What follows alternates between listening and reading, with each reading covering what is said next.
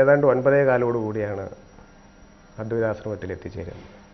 അപ്പോൾ സ്വാമിജിക്ക് അവിടെ ഒരു സ്കൂളിൻ്റെ ഒരു മീറ്റിംഗ് ഉണ്ടായിരുന്നു. ആ മീറ്റിംഗ് കഴിഞ്ഞ് അപ്പോൾ ഞാൻ ഹാളിലിരിക്കുന്നു.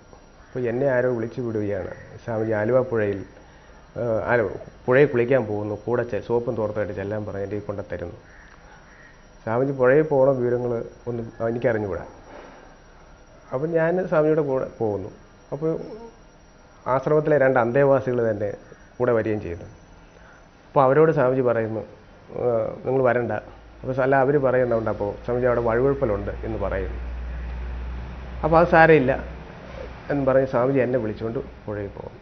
സ്വാമി ആദ്യം ഉത്തിരിയെടുത്തു, ഷർട്ട് ഊരി. സ്വാമിജിയുടെ കയ്യിലൊരു മോതിരം ഉണ്ടായിരുന്നു. ആ മോതിരം എൻ്റെ ഊരി തന്നു, ഇത് വെച്ചോളാൻ പറഞ്ഞു. ഇത് ഇന്നും എൻ്റെ ഭദ്രമായിട്ടുണ്ട്.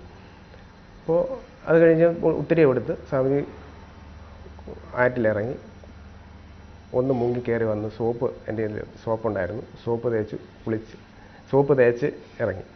എന്നിട്ട് സോപ്പ് തേച്ച് കഴിഞ്ഞ് ഇറങ്ങിയതിന് ശേഷം സ്വാമിജി മുങ്ങുന്നതിന് കണ്ടതിന് ശേഷം ഞാൻ ഈ സോപ്പ് വെക്കാനായിട്ട് അപ്പുറത്തോട്ട് പോയി.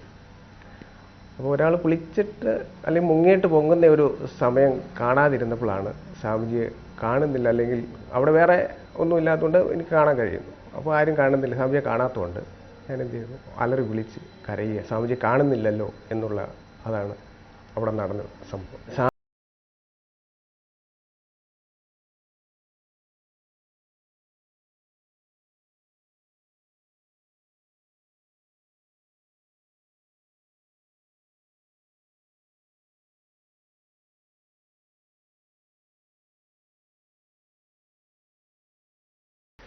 ക്രൈംബ്രാഞ്ചിന് സ്വമേധയെ എഴുതി കൊടുത്തയാളാണ്.